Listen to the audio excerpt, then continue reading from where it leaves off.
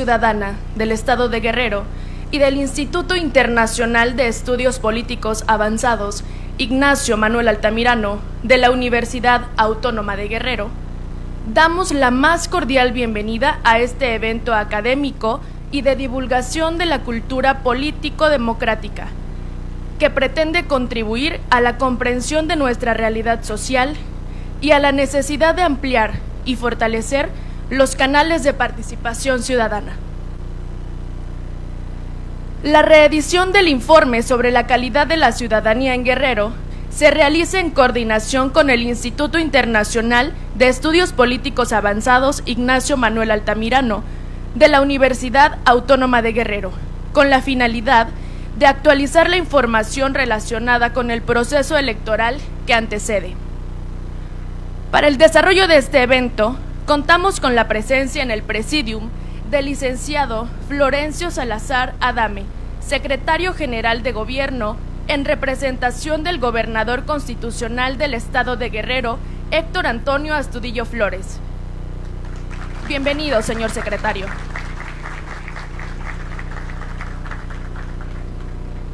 También nos acompaña el doctor Javier Saldaña Almazán, rector de la Universidad Autónoma de Guerrero.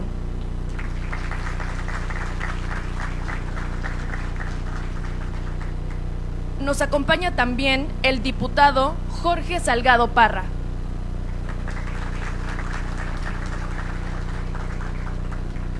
Está con nosotros el doctor J. Nazarín Vargas Armenta, consejero presidente del Instituto Electoral y de Participación Ciudadana del Estado de Guerrero.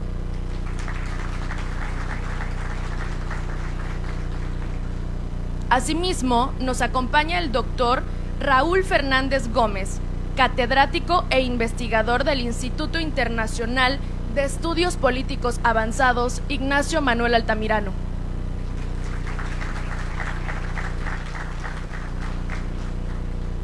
De la misma forma, está presente la maestra Cintia Citlali Díaz Fuentes, consejera electoral, presidenta de la Comisión de Educación Cívica y Participación Ciudadana del Instituto Electoral y de Participación Ciudadana del Estado de Guerrero.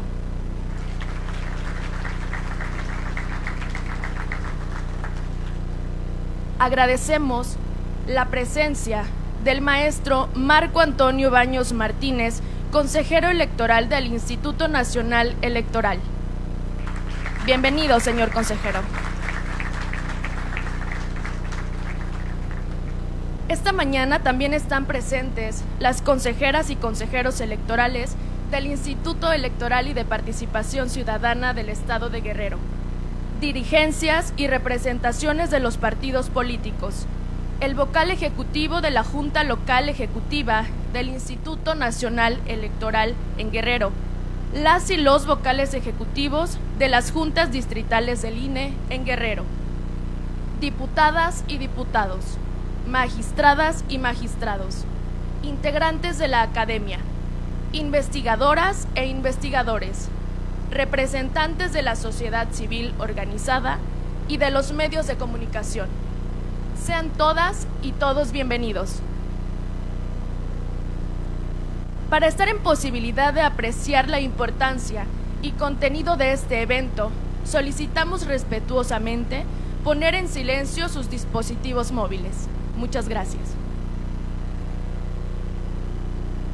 A continuación, el doctor J. Nazarín Vargas Armenta, consejero presidente del Instituto Electoral y de Participación Ciudadana del Estado de Guerrero, compartirá un mensaje.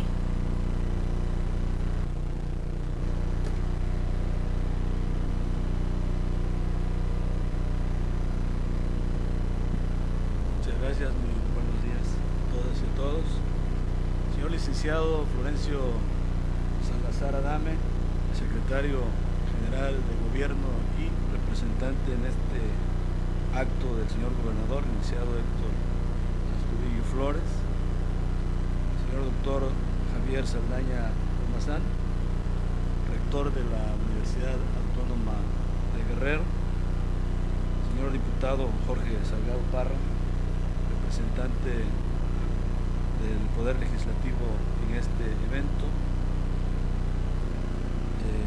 compañero Raúl Fernández Gómez, profesor investigador del Instituto de Estudios Políticos Avanzados Ignacio Manuel Altamirano de nuestra Universidad Autónoma de Guerrero, compañeras y compañeros, consejeras y consejeros electorales, señores representantes de los partidos políticos acreditados ante nuestro órgano electoral, señoritas, dirigentes de los partidos políticos, señores dirigentes de los partidos políticos que nos hacen el honor de acompañarnos en este importante evento, compañeros Roberto Rodríguez Aldaña de la FEPADE y Ramón Ramos Piedra, amigo del Tribunal Electoral, magistradas, compañeras y compañeros del Instituto Electoral y de Participación Ciudadana y compañeros de esta casa de estudios.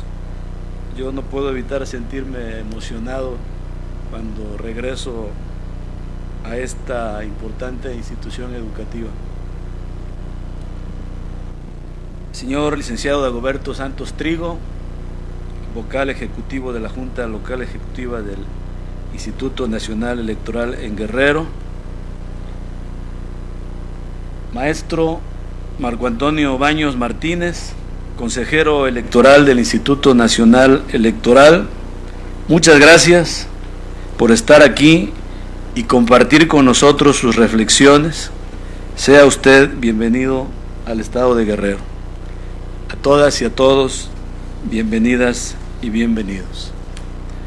La democracia como proceso social, como régimen político y como forma de vida requiere de perfeccionamiento constante y para ello, de forma imprescindible, es necesario el concurso, responsabilidad y cooperación de todas y todos, no solo de las instituciones encargadas de conducir y desarrollar las elecciones, que son el mecanismo por excelencia de acceso al poder público de todo régimen que se aprecie democrático, sino de todas las instituciones del Estado mexicano, de las universidades, de las instituciones de educación superior, de las organizaciones sociales, económicas y políticas, de los partidos, actores políticos y de la sociedad en su conjunto.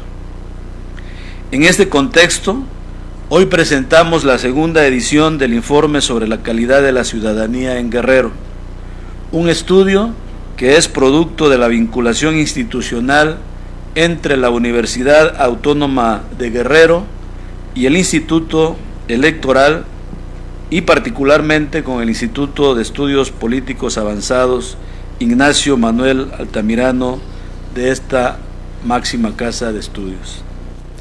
El informe que se presenta y se pone a disposición de la ciudadanía es un esfuerzo académico que ofrece un diagnóstico puntual y objetivo sobre aspectos fundamentales que miden la calidad de la democracia en Guerrero, como son el Estado de Derecho, acceso a la justicia, participación electoral, sociedad civil, vida comunitaria, valores democráticos y redes sociales. Por ello, el contenido de este documento constituye un insumo importante para el diseño e implementación de políticas públicas, de acciones y programas, tanto del sector gubernamental como de las organizaciones civiles y económicas, para la elaboración de estudios académicos y en general como un diagnóstico que mide la percepción ciudadana sobre la calidad de la democracia en Guerrero. En términos generales, los resultados y conclusiones de este estudio nos hacen reconocer que aún falta mucho por hacer para consolidar una democracia de calidad. Tenemos que incrementar y consolidar la participación ciudadana en nuestras elecciones, recuperar la confianza social en las instituciones, fortalecer la ciudadanía y transitar en la democracia representativa, de la democracia representativa a la democracia participativa, donde el ciudadano no solo sea espectador, sino protagonista, es decir, que tome parte de los asuntos políticos de su presente y para su futuro. Este es el reto de todas y todos. Señor consejero Marco Baños, a nombre del Instituto Electoral le agradecemos su presencia en este evento y por tener la disposición de compartir en nuestra familia electoral, la comunidad universitaria y la ciudadanía de Guerrero sus reflexiones que enriquecerán y fomentarán seguramente la cultura político-democrática de nuestro Estado. Muchas gracias.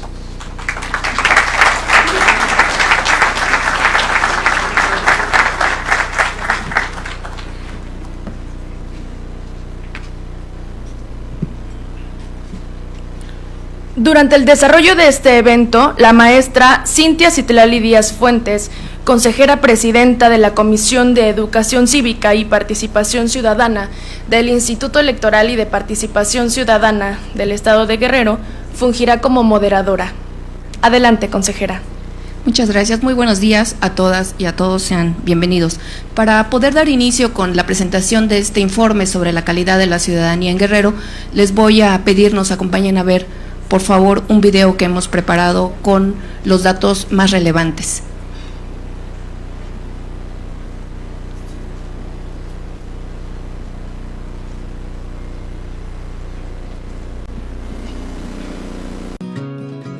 En el año 2014, el Instituto Federal Electoral, hoy Instituto Nacional Electoral, publicó el informe País sobre la calidad de la ciudadanía en México, con el objetivo de generar conocimientos para contribuir a la construcción de una ciudadanía nacional con capacidad para ejercer a plenitud sus derechos civiles, sociales y políticos y de convertirse en agente de cambio en sus entornos. Reconociendo la importancia de dicho informe, el Instituto Electoral y de Participación Ciudadana del Estado de Guerrero tomó la iniciativa de realizar un estudio similar para conocer el perfil de la ciudadanía guerrerense, con la finalidad de diseñar políticas, programas y actividades de capacitación electoral, participación ciudadana y educación cívica con base en los resultados. El estudio en la ciudadanía que originó el informe sobre la calidad de la ciudadanía en Guerrero que hoy se presenta fue realizado por investigadoras e investigadores, alumnas y alumnos del Instituto Internacional de Estudios Políticos Avanzados Ignacio Manuel Altamirano de la Universidad Autónoma de Guerrero, con el objetivo de acercar y potenciar la mirada científica y conocer las particularidades de la ciudadanía de Guerrero y sus variantes entre las 7 regiones del estado, para lo cual se aplicaron 3.205 cuestionarios. Esta investigación en nuestro estado confirma características ciudadanas que las y los guerrerenses compartimos con la ciudadanía nacional, así como ciertas correlaciones entre características sociodemográficas y participación política. La actualización de este informe se vincula con el análisis, organización electoral y participación ciudadana en la elección de 2018 en Guerrero, lo cual nos permite una aproximación más sólida para la comprensión de las particularidades estatales y regionales de los perfiles cívicos de nuestros ciudadanos y ciudadanas. El objetivo general de este estudio es generar información sobre valores, percepciones y prácticas de participación ciudadana relativas al ejercicio de sus derechos políticos, entre otros factores que inciden en la construcción de la ciudadanía en el estado de Guerrero y sus 7 regiones: Acapulco, Centro, Norte, Costa Chica, Costa Grande, La Montaña y Tierra Caliente. El informe que hoy se presenta ante ustedes es una investigación precursora de los estudios sobre ciudadanía. Sean todas y todos ustedes bienvenidos. El contenido de este informe tan importante que se ha realizado, como ya lo hemos mencionado, fue realizado por el Instituto de Estudios Políticos Avanzados Ignacio Manuel Altamirano, pero coordinado por el doctor Raúl Fernández Gómez. Y quién mejor que él para hablarnos sobre el contenido del mismo, de quien me voy a permitir dar algunos datos curriculares. El doctor Raúl Fernández Gómez nació en Petatlán, Guerrero, es sociólogo egresado de la licenciatura en Ciencia Política y Administración Pública de la Universidad Nacional Autónoma de México. Obtuvo su maestría y doctorado con especialidad en estudio interdisciplinario de movimientos sociales y cambio social, en el Instituto de Altos Estudios en Ciencias Sociales de París, Francia, bajo la dirección del doctor Alain Touarán, becario del CONACYT. Asimismo, ha publicado diversas obras como Elecciones y Alternancia, Guerrero 2005, Ensayos sobre la política en Guerrero. Participó en el libro Participación Política y Comportamiento Electoral de la Ciudadanía Indígena. También con el Instituto Electoral de Guerrero, ha impartido diplomados sobre temas político-electorales. Es el responsable de la coordinación de la investigación sobre la calidad de la ciudadanía en Guerrero, así como el diseño, aplicación y evaluación de conocimientos locales para la integración de los consejos electorales locales en el proceso 2018. Actualmente es profesor en los programas de licenciatura y maestría que se imparten en el Instituto de Estudios Políticos Avanzados, donde coordina el Laboratorio de Historia Oral, Ciudadanía, Movimientos Sociales y Violencia. Fue director del Instituto de Estudios Políticos Avanzados del año 2010 al 2018, a quien con gusto les cedo el uso de la palabra, por favor, doctor.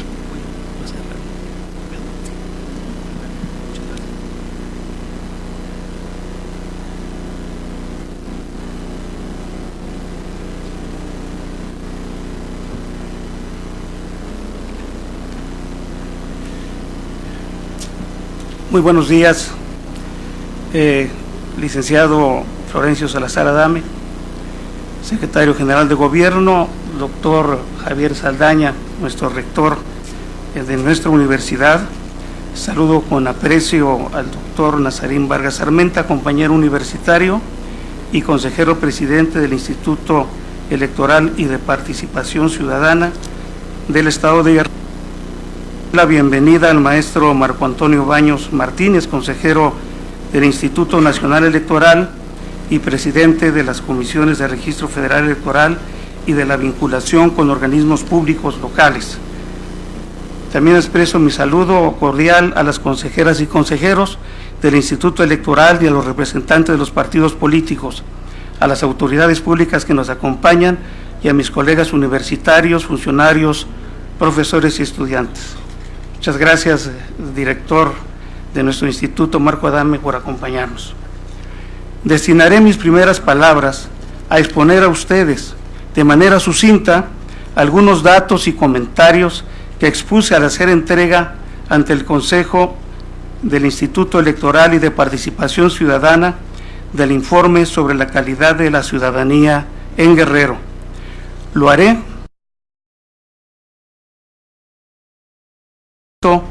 con dicho trabajo de investigación y porque se refieren a su génesis, su aporte y al potencial de conocimientos que su consulta puede ofrecer a quienes acudan a este estudio y su base de datos. Luego compartiré con ustedes algunas reflexiones que me surgieron al repasar el informe con motivo del diseño y adición de un breve texto referido al proceso electoral local del 2018. El informe Guerrero tuvo como origen la invitación que hizo el IEPC Guerrero al Instituto de Estudios Políticos Avanzados Ignacio Manuel Altamirano, el IEPA, de nuestra universidad, de replicar a nivel estatal la investigación que llevó a cabo el Colegio de México con los mejores especialistas del país en el campo de la teoría de la democracia y la ciudadanía, solicitada a su vez por el Instituto Federal Electoral en el año 2013. El propósito fue conocer el perfil de las y los ciudadanos del país, sus particularidades, su cultura, su práctica y sus valores.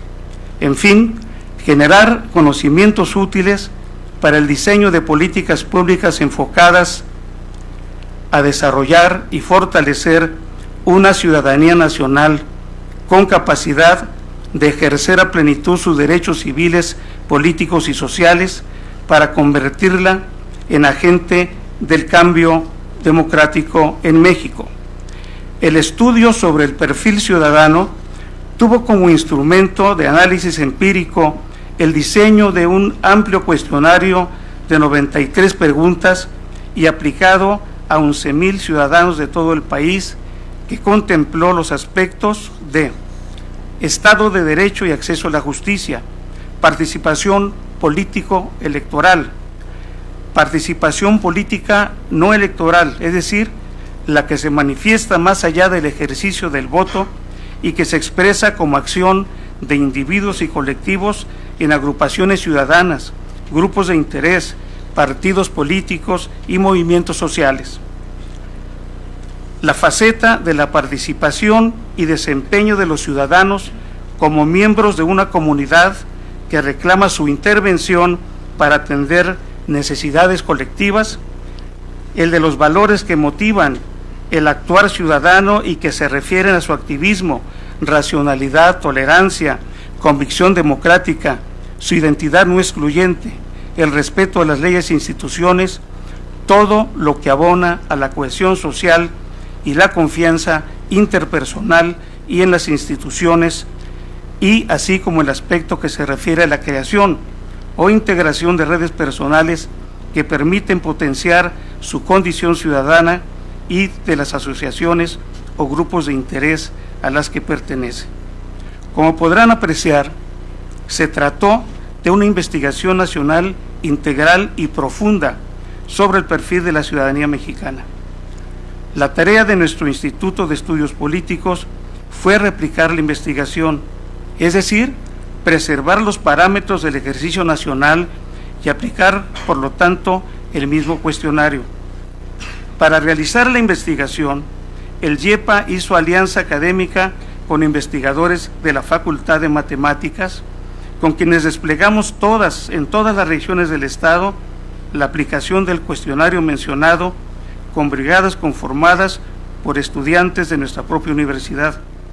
También, de manera conjunta, ordenamos la información y realizamos los análisis estadísticos de los datos. Replicar la investigación implicó ceñirnos al esquema teórico y metodológico elaborado por el Informe País y capacitar a los aplicadores del cuestionario para ser fieles al objetivo de la investigación nacional, para que puedan valorar la trascendencia de nuestra investigación local y sobre todo la riqueza de lo encontrado. Les voy a dar la siguiente imagen. Fue como prolongar al infinito menor la mirada a través de un potente microscopio que además amplió de manera espectacular su campo de visión. Como en una gota de agua examinada por primera vez a través de un microbio, apareció ante nuestra mirada el mundo social guerrerense y la vitalidad de nuestra ciudadanía. La multitud y variedad de guerrerenses con su diferenciado nivel de desarrollo ciudadano, con sus perfiles culturales diversos, con sus prácticas de ciudadanía básica y de ciudadanía en formación política, con ciudadanos que no votan, no por falta de educación cívica necesariamente, sino porque hay distancia, desencuentro o lejanía con elecciones que les son ajenas, porque no existe la menor liga entre ellos y los partidos y candidatos en campaña. Aparecieron las ciudadanías de género, de comunidad indígena, de perfil juvenil, las ciudadanías que militan en partidos políticos, las que reclaman su derecho a elegir por usos y costumbres, las que forman asociaciones civiles o despliegan su acción a los movimientos sociales con todo su repertorio de lucha, la que está convencida de que la lucha en el marco de las leyes es la correcta para lograr las metas fijadas y la que desconfía de las instituciones y autoridades porque no les atienden o porque son cómplices de inseguridad pública, porque son el origen de la impunidad y porque son beneficiarios u operadores de la corrupción del sistema de justicia. Emergió también la multiplicidad de asociaciones o esfuerzos de asociaciones en formación que bullen bajo el escenario de la calma de la mirada superficial. Frente a la afirmación de la cultura de la violencia arraigada en los guerrerenses, afloró la opción preferente de la ciudadanía de plantear por la vía pacífica sus demandas y del escalamiento no deseado de la confrontación ante la cerrazón de las autoridades. En la investigación nacional, el informe País quedó asentado que los 11,000 cuestionarios aplicados en México, a Guerrero le correspondieron solo 60. Nosotros aplicamos 3,200 cuestionarios con 240 variables, que en los conjuntos generaron una base de datos inmensa, 763,200 datos.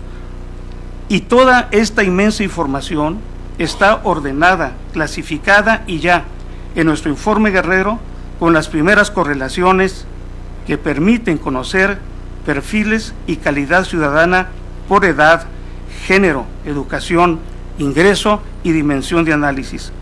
Todo ello además clasificado por total estatal, por región y de manera comparativa entre regiones. Les comento que investigadores del IEPA y de la Facultad de Matemáticas hemos recurrido a esa base de datos para continuar analizando el tema del perfil y calidad de la ciudadanía guerrerense. En el IEPA se han realizado y publicado ensayos sobre ciudadanía y participación electoral y su apoyo a la democracia en Guerrero, y están en curso otras investigaciones sobre participación política no convencional, participación no electoral y el estudio comparado de ciudadanías de Guerrero y Nuevo León. Asimismo, el informe Guerrero es fuente de consulta a de nuestros alumnos de ciencia política de licenciatura y posgrado para sus tareas escolares y realización de tesis. En la Facultad de Matemáticas se ha publicado artículos sobre redes bayesianas como instrumento para el análisis de liderazgos en el estado de Guerrero y un análisis de victimización y violencia en México, y están en preparación nuevas investigaciones y tesis en el área de matemáticas aplicadas y estadísticas.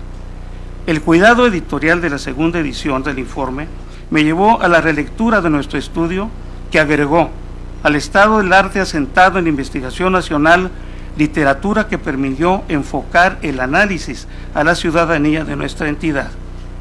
Así, con la orientación teórica y metodológica del estudio nacional y con los textos apropiados de cada analista, abonó para el análisis del capítulo seleccionado. Las correlaciones de los datos permitieron conocer las semejanzas y diferencias de la ciudadanía guerrerense en cada una de las dimensiones de indagación.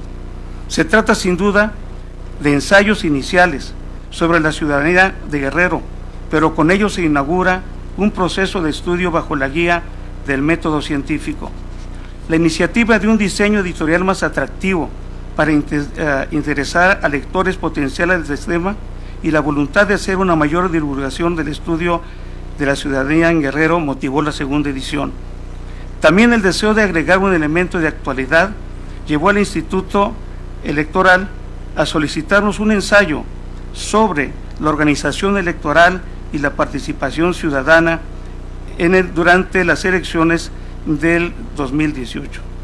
Ese ensayo fue elaborado e integrado a esta segunda edición del informe sobre la calidad de la ciudadanía en Guerrero. No hay duda de que el informe Guerrero es una investigación precursora de los estudios de la ciudadanía en nuestro estado y que la base de datos que generó el estudio contiene una verdadera mina de información para investigadores y diagnósticos sobre ciudadanía y democracia en Guerrero. No sabemos bien si las bases, los datos y los ensayos elaborados por nuestro equipo de politólogos han sido consultados para la realización de diagnósticos que sustenten políticas y programas públicos destinados a fortalecer el perfil de nuestra ciudadanía y de nuestra democracia, pero están ahí en el informe sobre la calidad de la ciudadanía en Guerrero en espera de ser consultadas, en su caso con la orientación del propio Instituto Electoral o de nuestro Instituto de Estudios Políticos. El informe Guerrero ha sido un gran aporte del Instituto Electoral en conocimientos más precisos que le han permitido afinar sus programas de educación cívica y cultura democrática, y como he expresado, están a la disposición de órganos públicos, asociaciones sociales y privadas, de los partidos y los ciudadanos para su contribución al progreso y democracia en Guerrero. Muchas gracias.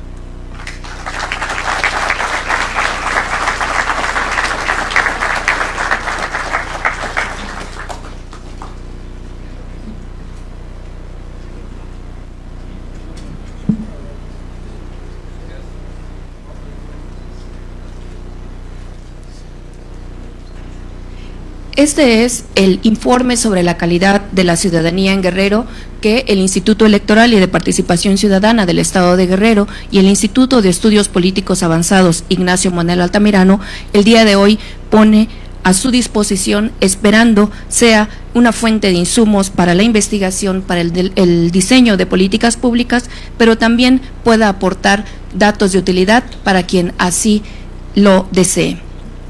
Continuando con el programa del día de hoy, vamos a escuchar la conferencia magistral que tendrá a bien disertar el maestro Marco Antonio Baños Martínez. El maestro Marco Antonio Baños Martínez es originario de Pachuca, Hidalgo, fue designado consejero electoral del Instituto Nacional Electoral el 3 de abril de 2014.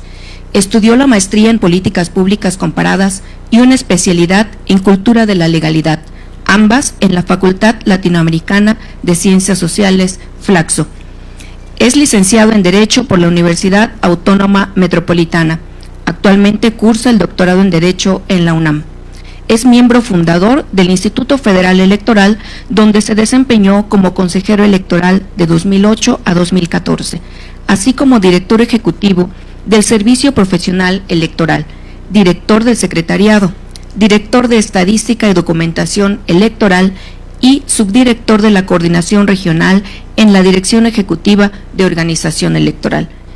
Cuenta con publicaciones en revistas especializadas, ha dictado conferencias en foros académicos y ha impartido cursos y diplomados en diversas instituciones de nivel superior. Ha publicado colaboraciones especiales en las revistas Zócalo, MX, etcétera, Voz y Voto y A a Z. Es articulista semanal de los diarios El Economista, de la cadena El Sol, de la Organización Editorial Mexicana.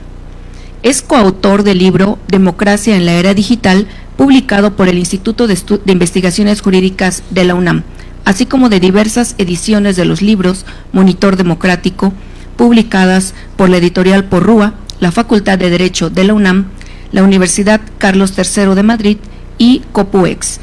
También es coautor de los libros Instituto Federal Electoral 20 años, Transparencia Electoral e Historia, 1988-2008, Avances y Retrocesos, el Tratado del Derecho Electoral Comparado en América Latina, la Constitución y el Debate, editado por la UAM, entre otras publicaciones. Actualmente preside las comisiones del Registro Federal de Electores y la de vinculación con organismos públicos locales, e integra las comisiones de Presupuesto, Fiscalización, Servicio Profesional Electoral Nacional, Transparencia y Vinculación con los mexicanos residentes en el extranjero y análisis de las modalidades de su voto. Obtuvo el primer lugar nacional en los certámenes de ensayo político CREA 1986 y de investigación en la División de Ciencias Sociales y Humanidades de la Universidad Autónoma Metropolitana en 1993. Bienvenido, consejero.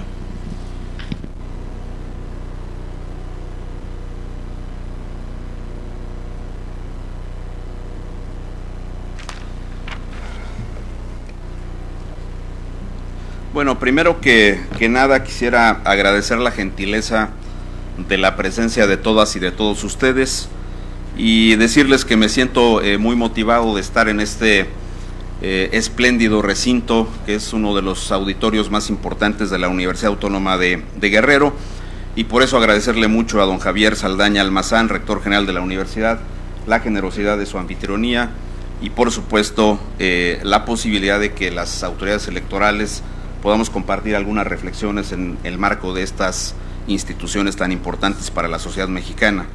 Quiero también agradecerle mucho al señor secretario de Gobierno, don Florencio Salazar Adame, su presencia, rogarle, señor secretario, transmita a usted un saludo afectuoso al señor gobernador de la entidad y por supuesto gracias por su presencia en este evento. También le quiero agradecer al diputado Jorge Salgado su presencia y su representación del Congreso de la entidad y particularmente a don Raúl Fernández por el magnífico estudio que ha presentado el día de hoy, que sin duda, como lo ha dicho él, servirá como un referente en la construcción de las políticas públicas, pero también como uno de los esquemas ocurridos de análisis de una de las entidades más estratégicas para el desarrollo del país. Quiero también agradecerle al presidente Nazarín su generosa invitación para estar aquí, lo mismo que a las consejeras, a los consejeros. Quiero agradecerle también a don Dagoberto Santos Trigo su presencia, es el delegado del instituto aquí en el estado de Guerrero, y a muchos amigos que están hoy aquí. Don Luis Walton, te saludo con el afecto de toda la vida, y por supuesto a los señores dirigentes de los partidos políticos que se encuentran acá el día de hoy, funcionarios, estudiantes. Muchísimas gracias a todas y a todos por su presencia. Consejera Cintia, muchas gracias también por tu generosidad para organizar este evento. Me han pedido que formule algunas reflexiones en torno a la posible reforma electoral, y antes que eso me gustaría formular algunas reflexiones de contexto. Somos un país que en los últimos casi 29 años hemos optado por desarrollar la democratización del régimen político mexicano por la vía de las reformas electorales. Tenemos 6 reformas electorales sucesivas. En algún momento incluso recordarán ustedes que el presidente Zedillo utilizó la expresión de la reforma electoral definitiva. Sin embargo, esa reforma electoral definitiva pues difícilmente se podrá encontrar en algún momento del desarrollo político de nuestro país, dado que las normas electorales son particularmente cambiantes y se van ajustando a las nuevas realidades. Así que esas 6 reformas han definido un modelo electoral que, por cierto, ha sido en algunas cosas emulado en muchos otros sistemas electorales de países de América Latina, y algunas cosas también llevadas a otras latitudes del mundo electoral. Entonces tenemos una institución electoral que ahora, particularmente en la última reforma electoral, se convirtió en una especie, se llama Instituto Nacional. Yo pienso que aún no es un instituto nacional con esas características, porque como ustedes saben, hay una distribución de competencias en la materia que permite que los órganos electorales de los estados desarrollen actividades que son estratégicas para las elecciones locales, pero el INE también tiene una intervención ya en elecciones de carácter local. Es una especie de híbrido donde la autonomía de los órganos electorales de las entidades federativas está consignada en el artículo 116, se le da una cierta autonomía de gestión, pero debo decir que ese modelo constitucional que se aprobó en la reforma del 13-14 es un modelo que de alguna manera condiciona el ejercicio de la autonomía de los órganos electorales de los estados, porque las principales actividades electorales que tienen están condicionadas a la emisión de criterios y de lineamientos de la propia autoridad central, en este caso el Instituto Nacional Electoral. Aún y cuando hemos avanzado en un conjunto de normas secundarias por la vía reglamentaria, es un hecho que este modelo está en ese tránsito de ver si se convierte en un instituto totalmente nacionalizado, centralizado con las elecciones, o es una institución que pervive en una armonía con los órganos electorales de los estados. Creo que de eso se va a tratar centralmente la próxima reforma electoral que vamos a vivir en los próximos meses, pero antes de entrar a ese punto también quisiera comentarles algunas otras cosas de contexto. Esta reforma del 13-14 apostó por un detalle que fue de fundamental importancia para todos, que fue la famosa casilla única. En el proceso pasado aprobamos casi 157,000 casillas para ser instaladas a lo largo y ancho del país, y de esas el 96% fueron casillas únicas. Solo los estados de Baja California y del estado de Nayarit no tuvieron elecciones locales y por consecuencia no tuvieron casillas únicas, pero en todo lo demás hubo esa experiencia de la casilla única que de alguna manera ya se había verificado en 17 entidades en las elecciones del 2015. Particularmente Colima desde 1991 venía suscribiendo convenios con el Instituto Federal Electoral y se tenían estas modalidades de casilla única, pero por la vía de los convenios. Ahora está en la legislación. Dijeron los legisladores en la exposición de motivos que eran básicamente 2 propósitos que había que perseguir para poder aprobar las casillas únicas. Uno fue el tema de facilitar el ejercicio del voto para los electores. Me parece que esa parte no tiene ningún problema. Hay muchos elementos fácticos que demuestran que es más fácil votar en las casillas únicas que en aquellas modalidades de casillas donde hay una para las federales y otra para las locales. Aquí el ciudadano llega, le entregan todas sus boletas y ya hay otro tipo de discusiones sobre la casilla única, pero sobre el hecho de que el ciudadano vote, me parece que eso no tiene mayores complicaciones. Antes una persona podría votar en las federales o en las locales y quizá no en la otra, y entonces eso lo ponderaron los legisladores para aprobar la casilla única. El otro tema fue el de los costos. Yo sostengo enfáticamente, también por la experiencia que hay en esta materia, que los costos es un asunto que no se ha disminuido, porque si bien en el ámbito de las entidades federativas los costos de la integración de las casillas ya no se cubren con los presupuestos estatales, es un hecho que esos costos se trasladaron al ámbito federal. Ahora la integración de las mesas directivas de casilla depende de los presupuestos federales para poder armar las propias mesas directivas de casilla. Solo para que ustedes tengan un referente, la integración, es decir, el proceso de designación, de capacitación de los funcionarios electorales que reciben el voto en las casillas, tuvo un costo aproximado de 2.800 millones de pesos para las casi 157,000 casillas del proceso electoral del 2018 en la concurrencia con estas 30 entidades federativas. Fueron 3.406 cargos en juego, pero el costo es ese, cubierto esencialmente con presupuestos del ámbito central. Pero me parece que las problemáticas de las casillas únicas van desde algunos posicionamientos que los partidos políticos tuvieron para las elecciones locales.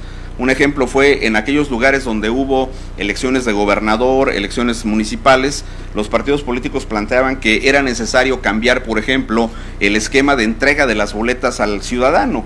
Dicen algunos partidos políticos que si un funcionario de casilla le entrega al ciudadano las boletas, empezando por presidente, senadores, diputados, gobernador, presidente municipal, entonces ya la persona, habiendo cruzado en el primer emblema al candidato de su preferencia a la presidencia, pues vota en cascada por ese mismo color para el resto de las elecciones.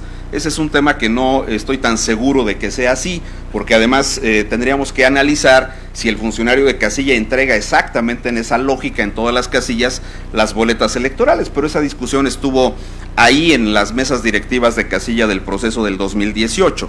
Me parece a mí que la problemática central no está en el desarrollo de la votación, sino está esencialmente en la parte final de la jornada electoral, cuando se ha cerrado justamente la votación y empiezan los escrutinios y cómputos. Recuerden ustedes que dependiendo del número de las elecciones que haya en una entidad federativa, pues será el tiempo que los funcionarios de casilla se tarden en concluir con las actividades de la mesa directiva.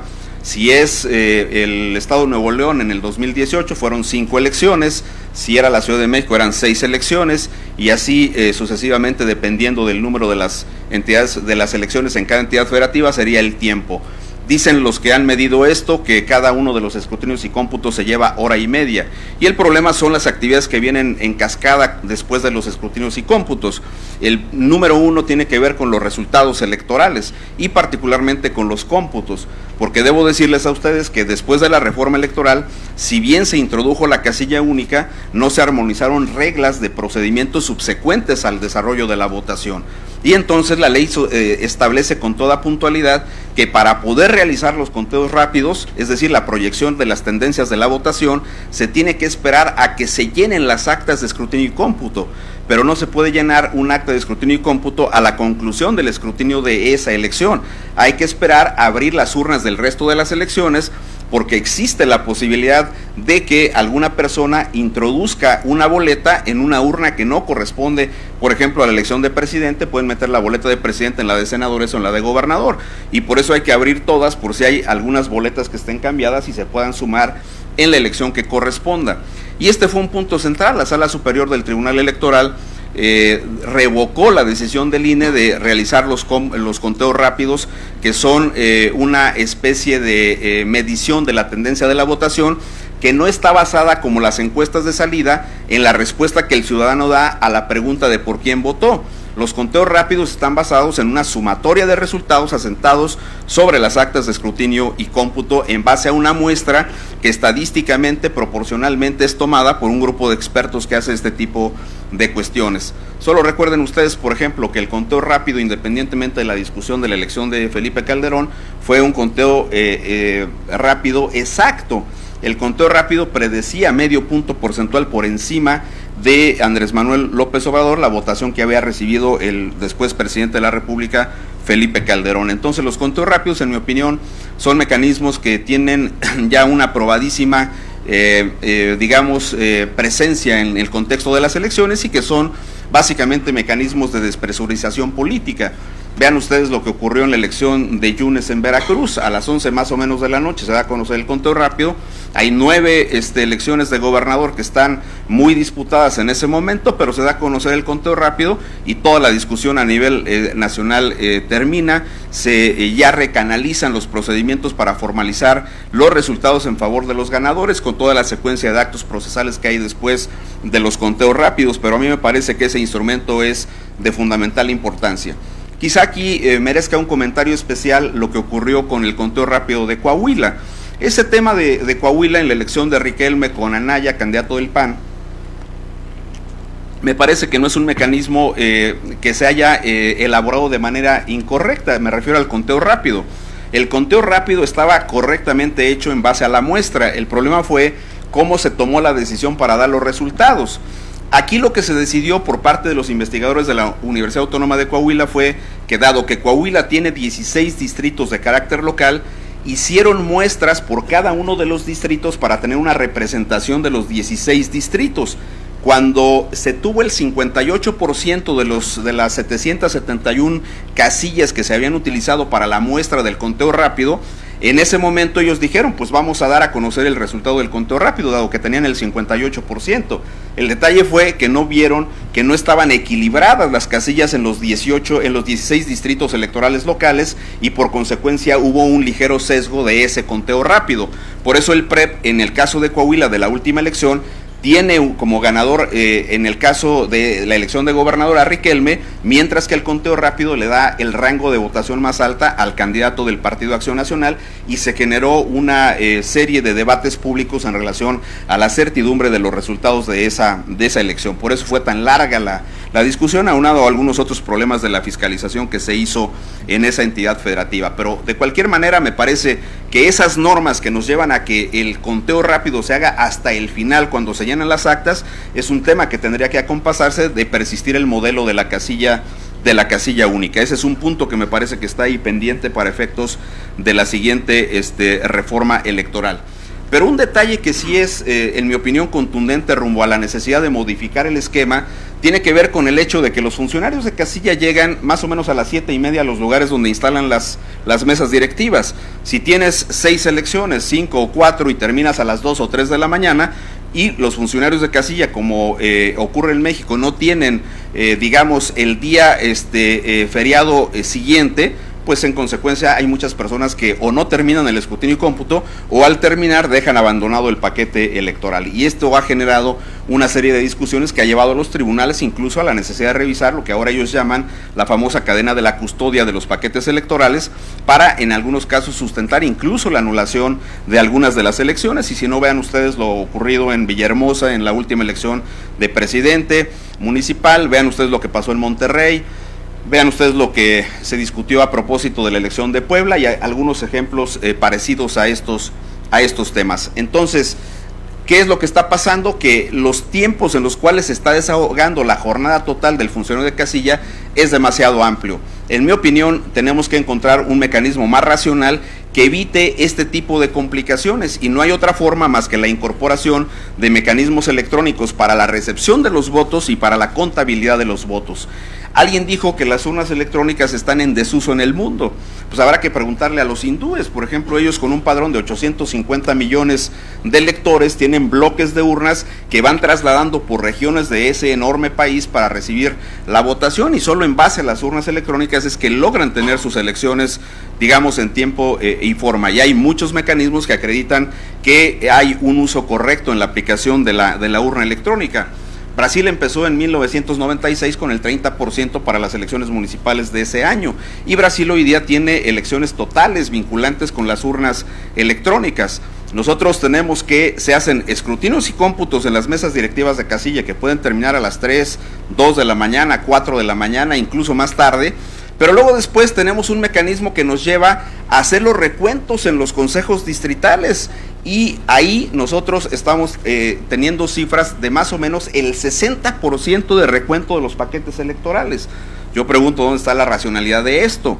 Ahora, hay una discusión que es amplia con relación al tema de las urnas electrónicas, y se dice que no son viables fundamentalmente por el tema de los costos. Yo pregunto, 2.800 millones en estrategia de integración de mesas directivas de casilla, más lo que cuestan las boletas y todo el habituallamiento de las casillas, más lo que cuesta el PREP, más lo que cuestan los conteos rápidos, más lo que gastan los órganos electorales de los estados en las elecciones en la parte que les corresponde.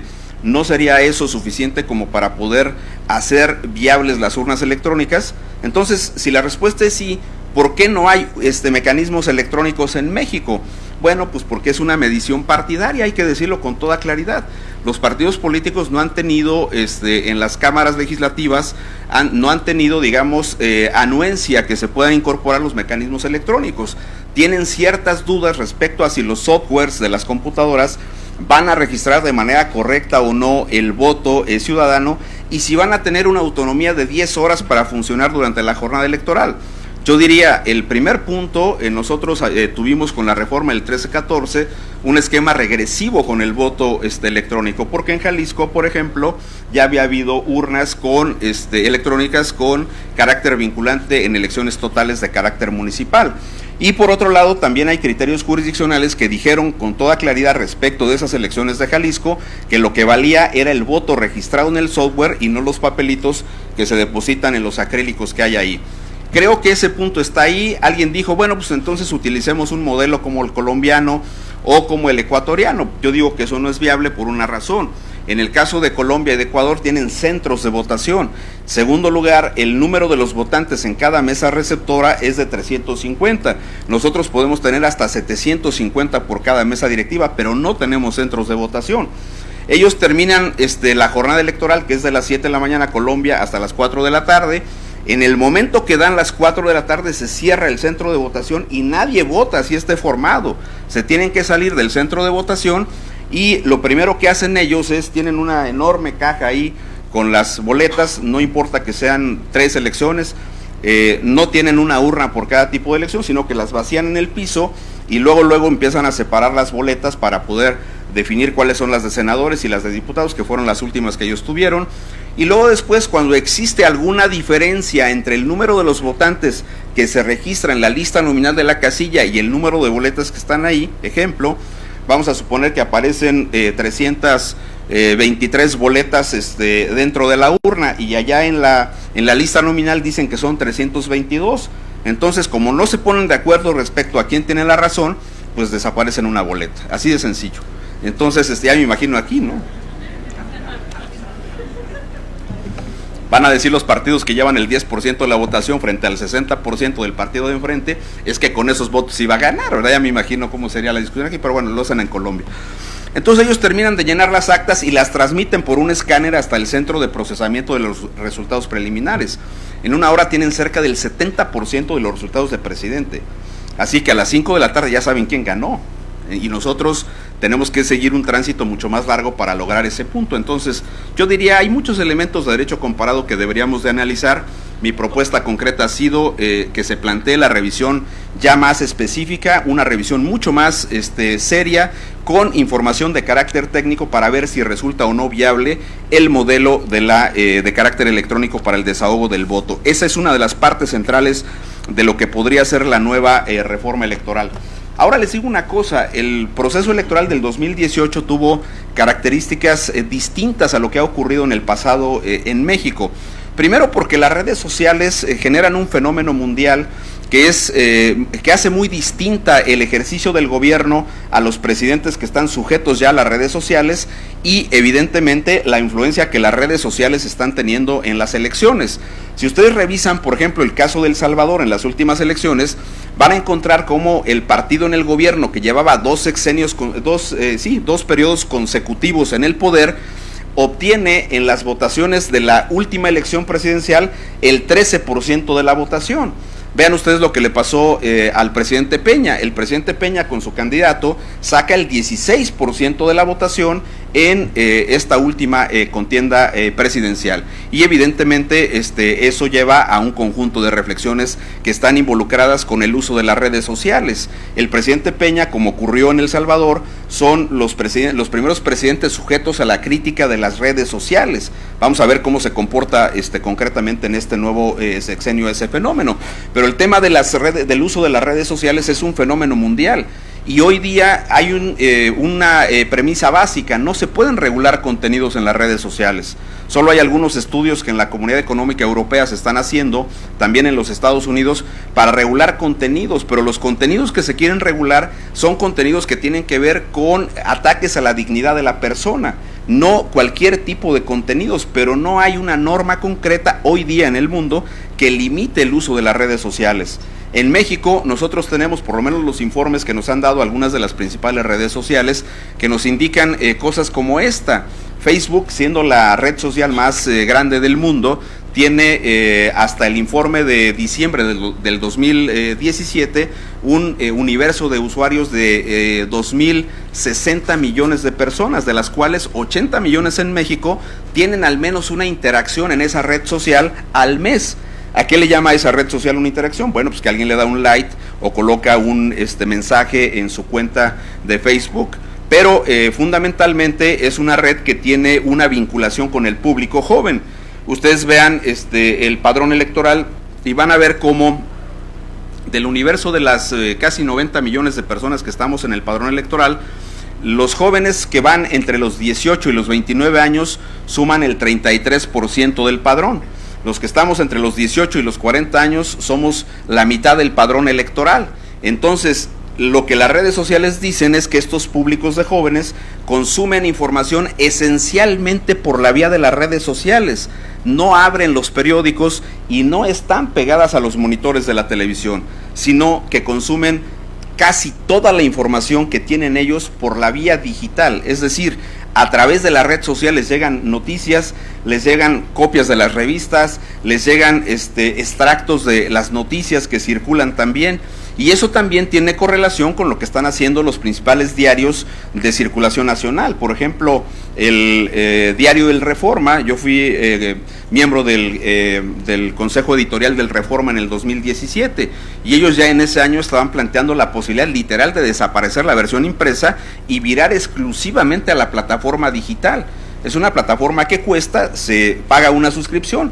Hay muchos otros, el Universal, La Jornada, etcétera, que son gratuitos, pero que están también ya por la vía de las redes sociales en una plataforma que los hace asequibles prácticamente a todos. Entonces, la información circula básicamente por las redes sociales, y por eso los candidatos saben muy bien que si ellos meten algún tipo de mensaje que resulte denigratorio, que resulte en este caso calumnioso del adversario político, entonces la autoridad, si ese mensaje ha circulado en los spots de la radio y la televisión, la autoridad le va a ordenar que lo baje. Pero si lo sube por redes sociales, entonces la autoridad electoral lo único que puede hacer es fiscalizar cuánto invirtió el partido o el candidato en colocar esa información en las redes sociales, pero la autoridad electoral no va a ir sobre los contenidos de los mensajes que circulan en las redes sociales. Por eso justamente hay una asimetría entre la información que circula por las redes sociales y la información que circula a través de los spots de radio y televisión. Y ustedes vean detalles que son también interesantes para el análisis. En la última contienda electoral circularon casi 57 millones de spots en los tiempos oficiales del Estado, desde el día que arrancaron las precampañas y hasta el día de la jornada electoral.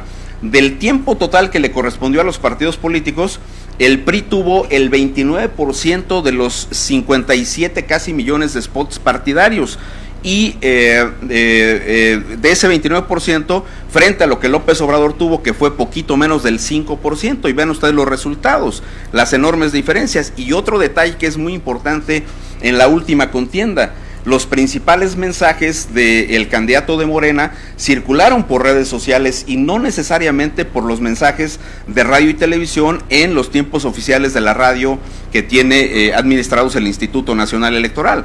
Incluso hay muchos mensajes mensajes del presidente que son incluso simpáticos. Recuerden ustedes aquella respuesta del AMLO Dipino, que el presidente de la República hoy día, siendo candidato, le contesta al presidente Peña alguna situación y le dice en tono chusco: tranquilos, vamos bien, los cambios son necesarios, pero si se sienten tensos, si tienen problemas con la presión, aquí está el amlodipino, que es un medicamento que alguna persona le dijo que existía, y el presidente lo tradujo a un mensaje para contestarle alguna cosa al presidente de la República en turno en ese momento. Entonces, redes sociales es todo un fenómeno que necesita ser revisado. No sé hoy día si la discusión, por ejemplo, en las cámaras nos vaya a llevar a la regulación de contenidos.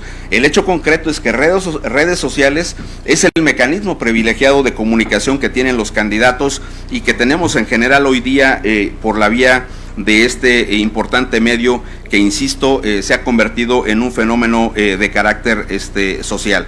Ahora, también por las redes sociales circulan informaciones falsas. Recuerden ustedes lo que pasó, y creo que valdría la pena solo citar dos ejemplos.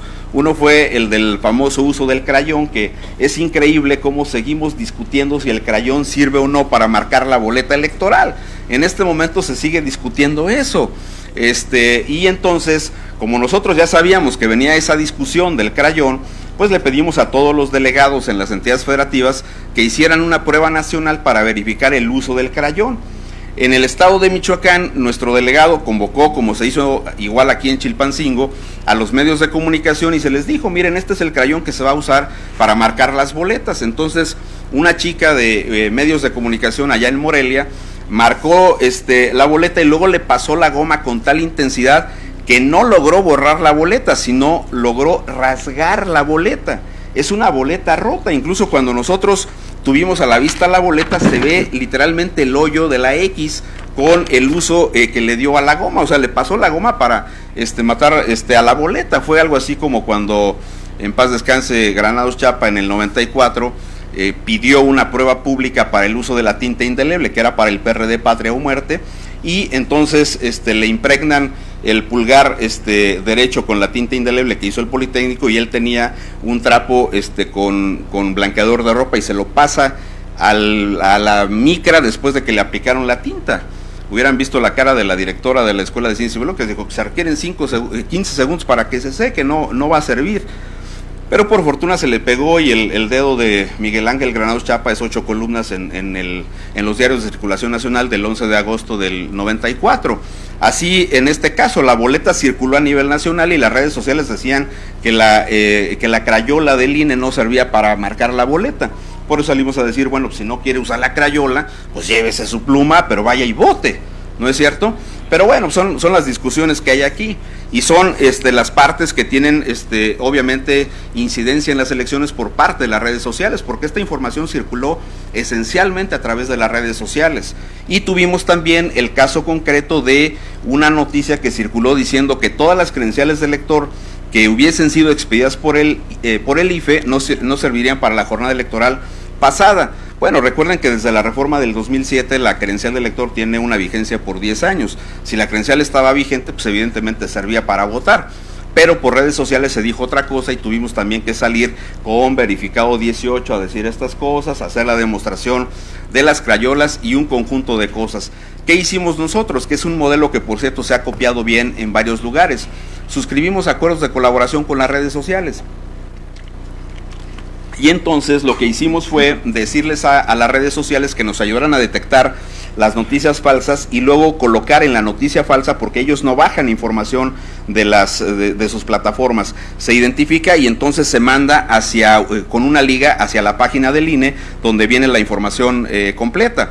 Acuérdense de un caso muy chusco, por cierto, cuando Fidel Herrera era gobernador de Veracruz y estaba de moda la canción esta de Gael García, que por cierto canta muy mal. Pero era la canción esa del Rudo y Cursi. No, pues si ganamos por Natalia Lafourcade, no por Gael. Pero bueno, el detalle fue que en la canción él canta él en la película canta una canción y el estribillo dice yo la vi llorando, ¿se acuerdan? Con esa canción se hizo una parodia respecto del gobierno de Fidel Herrera que circuló en YouTube, y la canción decía yo lo vi robando, ¿no? Para ser sintéticos. Entonces el director jurídico del gobierno del estado de Veracruz dice, a ver, IFE, tú que tienes facultades, dicta medida cautelar y ordénale a YouTube que retire ese video. No, YouTube jamás quiso hacer eso y dijo, yo no quiero problemas con las autoridades mexicanas, lo voy a bajar, pero por problemas de autor, no por un asunto que tenga que ver con una violación a la normativa electoral. ¿Por qué? Porque para las redes sociales y para las plataformas como YouTube, lo más importante es la preservación de la libertad de expresión. Así que si hay una noticia falsa que circula en redes sociales, no la bajan por ser falsa, lo que hacen ellos es establecer una liga hacia la información verdadera para aclararle al ciudadano este tipo de cuestiones. Y eso fue justamente lo que hicimos con las redes sociales la ocasión anterior, pero evidentemente este tema va hacia arriba, no es un tema que se va a quedar estático. La penetración de las redes sociales es impresionante hoy día en México. Voy a un tema que es también de fundamental importancia. Bueno, se instituyen los poderes públicos que fueron electos en la última elección de carácter federal, también ocurrió así en las 30 entidades federativas, y viene un mes de septiembre que fue el primero donde actuó el actual Congreso y se recibieron 403 iniciativas. Hay 403 iniciativas de los legisladores que están hoy día, son los federales, los que presentaron esas iniciativas. Todavía no sabemos qué vaya a pasar con las 403, pero ahí están registradas. En materia electoral van dos dentro de esas 403. Una que planteó la posibilidad de que se fusionen dos áreas del instituto, que es la de organización y capacitación electoral, y otra que planteó un legislador de Morena, que es una persona que considera que deben colocarse cuotas para la postulación de candidatos con ciertas discapacidades. Esa iniciativa se ha presentado y está ahí también en la mesa de la discusión. Pero ahora recientemente se ha presentado una iniciativa que es mucho más densa y que plantea una modificación central al modelo electoral que nosotros tenemos y plantea la desaparición concretamente de los órganos electorales de los estados. Este no es un tema menor y es un tema que nos lleva a una discusión respecto a si las características del federalismo mexicano vuelven o no a lastimarse con el tema de una eventual desaparición de los órganos electorales de las entidades federativas. Ese es un tema que todavía tendrá algunos episodios de deliberación pública en lo sucesivo. Pero también es un tema que tiene que ver con un hecho que sería la consecuencia de la centralización total de las elecciones. Toda la conflictualidad de las elecciones locales, independientemente del tipo de la elección local, se va a llevar al ámbito central. Una presidencia municipal, quizá estas presidencias de las comunidades que hay en algunos lugares como Puebla, las presidencias que hay también de estas características en Tlaxcala, las elecciones de cuarto nivel en Nayarit o en Chihuahua, todo ese tipo de elecciones tendrían que ser organizadas centralmente. Y creo que el primer punto que debemos de tener claro es que el Instituto Nacional Electoral, con la estructura actual, no podría hacer esas elecciones. Eso hay que tenerlo bien claro. ¿Podemos hacer las elecciones de gobernadores? Sin duda alguna. ¿Podemos hacer las elecciones de diputados locales? No le veo problemas, pero las elecciones municipales o las de cuarto nivel significan un esquema organizativo distinto al que está ahí. Y creo además también que los órganos electorales de los estados son y voy a usar una expresión respetuosa, pero son una especie de pararrayos en la conflictualidad local y tienen que cumplir esa misión evidentemente, es decir, son los que tienen que procesar y canalizar esas diferencias. Y además también hay un hecho que es incontestable, porque no me da la impresión que centralmente el Instituto Nacional Electoral tenga toda la información pese a su despliegue territorial para tener, digamos, muy claras todas las características y la idiosincrasia, por ejemplo, de los usos y costumbres en Guerrero, en Oaxaca, en Chiapas, etcétera. Entonces creo que es un tema que se tiene que analizar con mucho cuidado. El costo también es una discusión interesante en vías de poder avanzar a la discusión de un modelo más central o de un modelo que perviva con estas características. Yo diría que el instituto tendría que crecer a nivel nacional si es que desaparecen los órganos electorales de los estados. Por tanto, decir que con esa misma estructura se harían las elecciones, yo digo que eso es materialmente imposible en los términos actuales y por supuesto está toda la información técnica necesaria para poder acometer esa discusión. Y ese mismo tema está con los tribunales electorales de los estados. Pero yo creo que los tribunales electorales de los estados necesitan un replanteamiento en varios niveles. Uno es el atributivo, es decir, el conjunto de las atribuciones que tienen los tribunales estatales electorales son atribuciones que en las partes de fondo los llevan finalmente a ser resueltas en el ámbito de las salas regionales o en el ámbito de la sala superior. Vean ustedes, por ejemplo, lo que pasó con la elección de la presidencia municipal de Ciudad Juárez en esta última elección del 2018. En esa entidad federativa, el candidato independiente por Ciudad Juárez presenta una impugnación al cómputo municipal, señalando que en el cómputo municipal le habían quitado por errores aritméticos cerca de 500 votos y que además en aquellas boletas donde pusieron solamente su apellido, los ciudadanos, él se apellida Cavada, entonces pusieron Cavada en la boleta y no marcaron la candidatura independiente. Porque nosotros habíamos decidido eso centralmente, era a propósito de la elección de López Obrador, donde Morena y otros partidos habían planteado que qué pasaba si había votos que dijeran solamente AMLO. Entonces, como eso es muy cercano a lo que el tribunal ha dicho, en el sentido de que si es indubitable la decisión del elector para apoyar a un candidato, si se pone el nombre de ese candidato, las siglas de ese candidato que vuelvan inconfundible por quién quiere votar la persona, entonces el voto debe ser válido.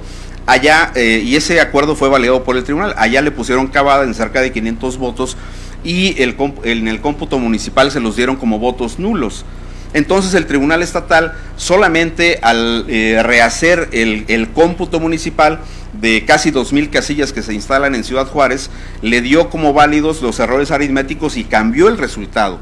Entonces ganó, en vez del candidato de la coalición de Morena, ganó el candidato independiente. Luego fueron a la sala regional de Guadalajara, y en la sala regional de Guadalajara hicieron 5 capturas de las 1990 y tantas actas, ¿no? Para ver si estaban correctos los resultados. Convalidaron el resultado del candidato independiente una semana antes de la toma de posesión, y la Sala Superior conoció la impugnación de la revisión constitucional a ese juicio el martes previo a la toma de posesión, que era el sábado siguiente. Pero la sala ya no se metió a revisar el tema de los cómputos. La sala revisó la cuestión relativa a la determinancia de la anulación de algunas casillas para ver si ese resultado al quitar esas casillas era determinante o no en el propio resultado global de la elección. Y convalidaron finalmente el resultado de la elección del candidato independiente, pero lo hicieron a las 9 de la noche cuando la toma de protesta era exactamente a las 12 de la noche de ese día. Entonces yo diría, todo ese tipo de cuestiones se van a tener que ir centralizando paulatinamente, esa y todas las demás que ocurran. La repetición de la elección de Monterrey, que fue el 23 de diciembre, es decir, el día previo a la Navidad, se tuvo que repetir la elección en el caso de la presidencia municipal de Monterrey, y así muchas otras que podemos ir enunciando. Ahí la elección, y ese es un tema que quiero tocar de rápido porque se me ha acabado casi el tiempo, pero aquí el tema central de esa elección nos indica con toda claridad que lo que creíamos resuelto en las elecciones, que es la logística electoral, sigue teniendo hoy día o ha revivido como una posible problemática en la organización de las elecciones. El tribunal está poniendo especial cuidado al tema del uso de las bodegas y a lo que le llama la cadena de custodia para el traslado de los paquetes electorales a los lugares donde se realizan los famosos cómputos municipales, distritales, locales o federales, y creo que ese es justamente uno de los temas que se tiene que ver. Si se centraliza todo, pues todo va a ir hacia el ámbito de la autoridad central, y absolutamente todo, cualquier tipo de elección será discutido en el ámbito central. Dudo, y lo digo a reserva de presentar datos y argumentos, que el tema de los costos se disminuya de manera sensible respecto a lo que sería una centralización de las elecciones en los órganos electorales de los estados.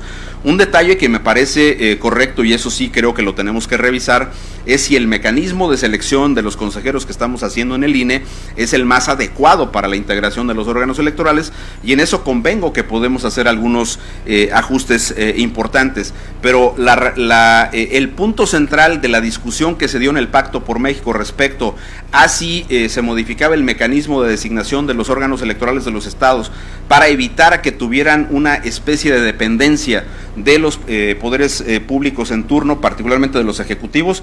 Creo que ese es un tema que se acredita en los hechos, no hay esa vinculación directa. Lo que sí hay es un tema que me parece se tiene que resolver, es un problema con la autonomía administrativa de los órganos electorales de los estados, y eso me parece que se resuelve de una manera importante si logramos que en alguna disposición normativa se establezca que con cargo a las partidas federales deben capturarse los presupuestos de los órganos órganos electorales, tribunales y institutos administrativos, y que evidentemente sea la Cámara de Diputados la que revise las propuestas correspondientes y se establezca una comisión que revise la rendición de cuentas de esos recursos, porque evidentemente no se podrían entregar todos los recursos que pidan los órganos, pero tampoco dejarlos en condiciones de que no funcionen, y doy algunos ejemplos.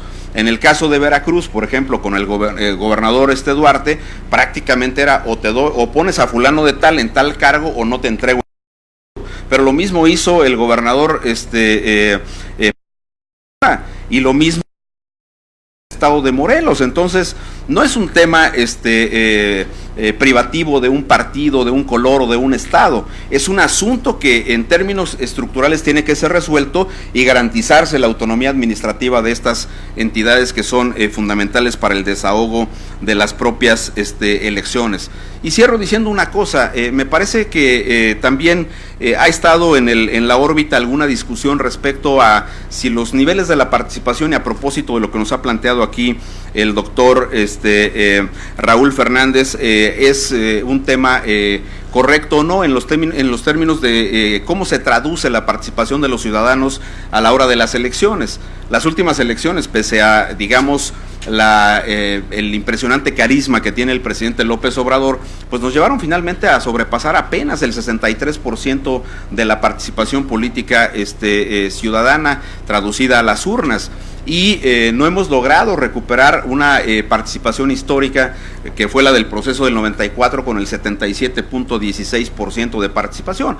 Alguien podrá decir, claro, pero aquella era una lista nominal más chiquita, sí, pero estamos hablando de porcentajes de participación ciudadana. Ya teníamos 45 millones de personas en la lista nominal, acá teníamos justamente el doble.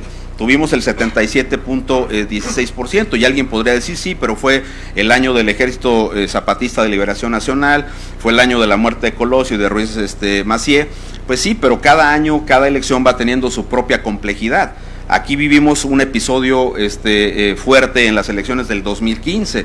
El movimiento magisterial no solamente le impidió a los órganos electorales federales y estatales trabajar en sus oficinas, también en lugares como el caso de Oaxaca, el caso de Chiapas o el caso de Michoacán, hubo manifestaciones fuertes de parte de los profesores alegando sus legítimas demandas laborales, pero que las tradujeron a mecanismos de acción bloqueando algún desahogo de las elecciones. Yo la verdad de las cosas no quisiera volver a ver maestros quemando libros, es una antítesis. Eso que ocurrió en algunas entidades federativas donde algunas bibliotecas fueron quemadas por parte de estos movimientos, me parece que es algo que no debe suceder. Lo digo con respeto si hay aquí algunos maestros, pero evidentemente me parece que eso no puede ocurrir. Y aquí en Guerrero se presentaron cosas como, por ejemplo, cuando cerró la actualización del padrón electoral, pues hubo filas grandes en algunos módulos y se pretendió cerrar los módulos e impedir que las filas de personas que estaban ahí dejaran de actualizar sus datos en el padrón electoral, y los propios ciudadanos impidieron el cierre de los módulos. De hecho, la participación ciudadana de la elección del 15 fue en promedio nacional del 47%, y aquí tuvimos casi 10 puntos arriba de esa media nacional, lo cual evidentemente nos lleva a señalar con toda claridad justo lo que decía el doctor Fernández en su exposición, que dice que frente a una opción de violencia, pues prevalece el apego a los mecanismos democráticos y evidentemente a los mecanismos institucionales de participación, que supongo que es la conclusión final a la que tenemos que llegar. A mí me dio mucho gusto escuchar lo de las 3.205 cuestionarios, porque son la cuarta parte de lo que en el informe país se hizo a nivel nacional, la cuarta parte solo para el estado de Guerrero. La verdad es que es un esfuerzo muy importante que se ha hecho, y ojalá que lo retomemos a nivel nacional para actualizar esta información que es de fundamental importancia. Yo apuesto por la pervivencia del modelo que mantiene a los órganos electorales de los estados, apuesto por mecanismos que fortalezcan sus características, y apuesto también por la incorporación de mecanismos electrónicos. Y quizá en una última discusión que habría que revisar es el tema de la posible construcción del Registro Nacional de Identidad. Es una discusión añeja, lo vivimos con el presidente Calderón en su momento, lo vivimos con el presidente Peña, ahora han empezado algunas discusiones respecto a la posible instauración del Registro Nacional de Identidad, pero creo que uno de los patrimonios centrales que se han logrado construir a lo largo de estos últimos 29 años ha sido la construcción de un padrón electoral que es la base de ciudadanos mayores de edad más importante del país, la más confiable y la más útil hoy día. Y es un mecanismo, es un instrumento que puede potencializarse. Por la vía de los convenios están los bancos que autentican el uso de la credencial para los créditos que brindan a sus usuarios. También está el convenio reciente con la Procuraduría General de la República para identificar personas que lamentablemente son asesinadas y que no se sabe nada de ellas. Llevamos cerca de 2,000 personas identificadas con las huellas, con el uso de las huellas dactilares. Ahora estamos trabajando un posible convenio con el Banco de México para que de esta credencial con los notarios públicos para todos los trámites que hay. Hay cerca de 150 instituciones en el país que ya tienen estos convenios con el instituto. Conclusión, es mucho más fácil traer a los niños para poder hacer un registro más completo y hacer lo que en algún momento le propusimos al presidente Calderón y se aceptó, independientemente de que las atribuciones que establece la Ley General de Población son en favor de la Secretaría de Gobernación, pues tan sencillo como acomodar la ley, pero desaparecer el uso del padrón en manos de un órgano autónomo me parece un camino difícil en términos de la construcción democrática que hemos tenido hasta el momento, y en cambio la emisión de la cédula de identidad para los niños sí es factible a partir de su incorporación al propio padrón de electores mexicanos, que podrían darle cabida a todos estos ciudadanos, a todas estas personas mexicanas que tienen derecho a la identidad. Entonces, estamos en un punto en el cual vendrán discusiones importantes, y yo estoy seguro que los partidos políticos y los legisladores en lo particular van a actuar con mucha madurez de cara a lo que será sin duda la el próximo estadio del desarrollo político de México. En medio están otras discusiones que tendremos en otros temas, como la consulta popular, como el tema de las candidaturas independientes que vis a vis se van convirtiendo en una vía alterna frente a las candidaturas partidarias, pero que necesita también una revisión específica, y el tema de la reelección, que está teniendo impactos importantes en cuanto a la movilidad de las clases políticas dentro de los propios partidos políticos. Les agradezco su atención y mi gratitud por permitirme estar con ustedes el día de hoy.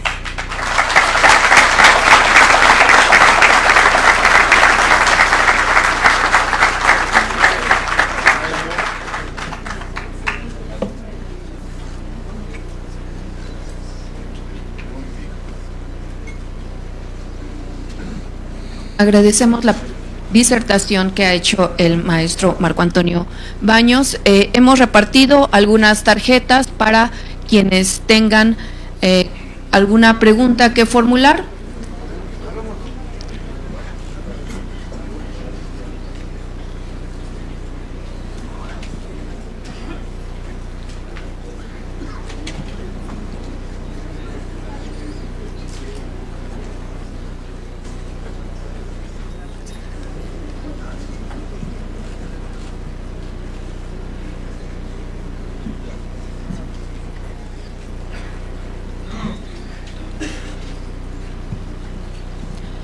Consejero, nos preguntan, ¿considera que esa posible centralización de los procesos electorales en caso de la desaparición de los órganos electorales estatales sería benéfica para la democracia de nuestro país? Y se relaciona también con la pregunta que dice lo siguiente: pareciera que las reformas que se proponen a través del Congreso de la Unión pretenden debilitar al INE. ¿Qué se puede hacer ante estas iniciativas que no fortalecen, como la fusión de las vocalías de capacitación y organización electoral? Bueno, es un tema que está justamente en la discusión. Yo creo que la centralización de las elecciones no es adecuada. Incluso hay otras deliberaciones colaterales que tienen que ser desahogadas, como por ejemplo qué tan productivo ha sido centralizar en un solo día o tener en un solo día todas las jornadas electorales para elecciones federales y locales. Ese es un tema que también en mi opinión debe ser discutido, y les voy a decir por qué. No es porque o porque yo esté opuesto a que en un solo día tengamos todas las elecciones. Le metemos urnas electrónicas y ya sería mucho más fácil hacerlo así. Pero el detalle no está en eso, sino en que los calendarios que están establecidos en las legislaciones de los estados son heterogéneas. Y entonces, por ejemplo, en respecto del arranque del proceso del 2018, hay 37 inicios distintos de procesos electorales locales frente al inicio del proceso electoral federal, y tenemos traslapadas periodos de precampañas, intercampañas y las campañas. Entonces tendríamos que empezar por armonizar todo ese tipo de cuestiones que en mi opinión todavía son necesarias, pero particularmente por los temas que tienen que ver con federalismo, con lo que tienen que ver con la complicación de cada entidad federativa, la idiosincrasia de cada entidad federativa. Yo me pronuncio a favor de mantener un esquema con los órganos electorales de los estados. Bueno, hay una discusión no nada más con el INE, sino con muchos órganos hoy día de la administración autónoma o central que se tienen en los cambios que necesariamente se dan después de que inicia cada sexenio. No es nuevo que tengamos cambios después de que un presidente de la República entra, pero también tomen en cuenta ustedes que el Congreso tiene características distintas. Es un Congreso que prácticamente tiene por un solo color la posibilidad de hacer todos los cambios que necesiten. Son pocas las cosas que en rigor los demás partidos podrían impulsar o detener. Esa parte creo que también tiene que ser analizada. Entonces, ahí hay un conjunto de cosas que están. Yo por eso señalaba 403 iniciativas en un solo mes. Pues sí está un poquito complejo, suena como a la hora del aficionado, ¿no? Entonces no hay integralidad en las propuestas. Yo no me imagino como método de trabajo, don Florencio, que fue secretario de Estado en la Federación y que además ocupó algunas responsabilidades en otras instancias en los sexenios del presidente Fox y del presidente Calderón, sabe muy bien que un método de reformas que le vaya metiendo parches a las leyes no funciona. Pues imagínense, hoy le aprobamos un parche para al IFE para que se cohesionen las áreas de capacitación y organización y las vocales correspondientes. Luego después le metemos a la ley electoral otro ajuste para meter las cuotas con las personas de discapacidad. Luego después metemos otra reforma para quitar a los soples, y así nos la vamos llevando. No, el método que me parece correcto para la modificación del sistema normativo del orden jurídico mexicano tiene que ser integral. Se revisan todo lo que tiene que ver con el Código Civil, todo lo que tiene que ver con el Código Fiscal, todo lo que tiene que ver con el Código Penal, y así para los temas electorales. Hacerlo de otra manera, la verdad es que sí es como un poquito de ocurrencia, y yo creo que eso no es un buen método. Yo lo digo con mucho respeto. Al fin de cuentas, que yo ya voy a terminar mi periodo como consejero y la complicación no va a ser para mí, va a ser para otros. Entonces, no, yo creo que lo que hay que hacer es fortalecer a las instituciones que han dado resultados. En una cosa sí estoy de acuerdo, hay que abaratar los costos, en eso sí, pero vean ustedes también un detalle que es muy importante. Aquí no le demos vueltas a las cosas. Lo que ha generado encarecimiento de las elecciones son los candados que se han acumulado a lo largo de 29 años, impulsados por el PRI, por el PAN, por el PRD o por Morena. Y entonces tenemos unas cosas que son verdaderamente esquizofrénicas. Ejemplo, la famosa tinta indeleble, que es, insisto, el tema patria o muerte de las elecciones del 94, la bandera del PRD en ese año, se descubrió y se patentizó como fórmula por el Politécnico Nacional. Lo hizo la Escuela Nacional de Ciencias Biológicas. El presidente Fox le dio a Filiberto Vázquez, descubridor de la famosa tinta indeleble, le dio el honor de ser su asesor en temas científicos durante un año. Los investigadores que tienen esos premios acompañan al presidente en esquemas de asesoría, hasta donde yo sé, durante un año, y entonces Filiberto fue asesor del presidente Fox gracias al tema de la tinta indeleble. Pero después resultó que ya no confiamos en el Politécnico. No, porque quién sabe qué vaya a hacer el Politécnico con la tinta indeleble. Y entonces se inventó, a petición, luego les digo de qué partidos, porque aquí hay de todos y puedo salir aquí, voy a tener que salir por la puerta de atrás. Se inventó que debería de haber otra institución académica que certificara que el Politécnico hace la tinta de acuerdo a su fórmula. Bueno, ahí sí, como dice Kiko, me doy. Porque además, imagínense ustedes, la certificación cuesta la mitad de lo que cuesta la producción de la tinta indeleble. Le hace que si cuesta 2 millones, la certificación cuesta 1. Otro, la lista nominal tiene la fotografía de... ¿lo están grabando o qué dice usted? Las cámaras, las bodegas. Pues sí, pero ahí sí acuérdense lo que hizo el tribunal con Puebla.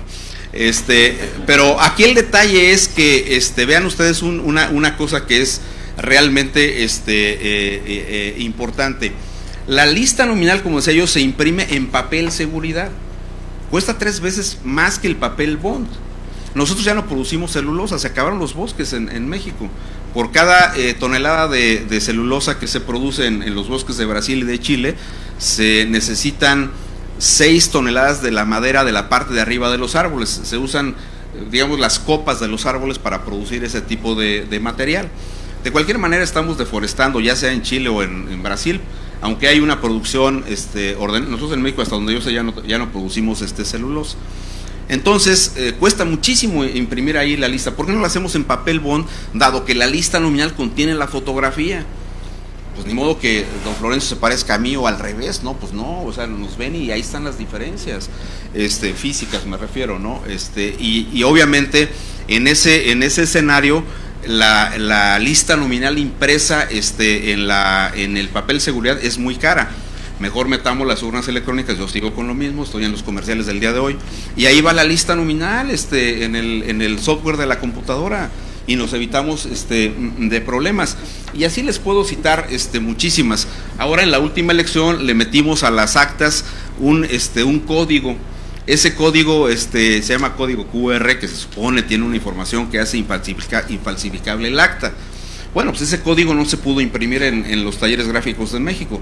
Tuvimos que pagar unas etiquetas y luego pegar una por una en cada una de las actas de escrutinio y cómputo. Entonces, yo digo, sí podemos disminuir los costos.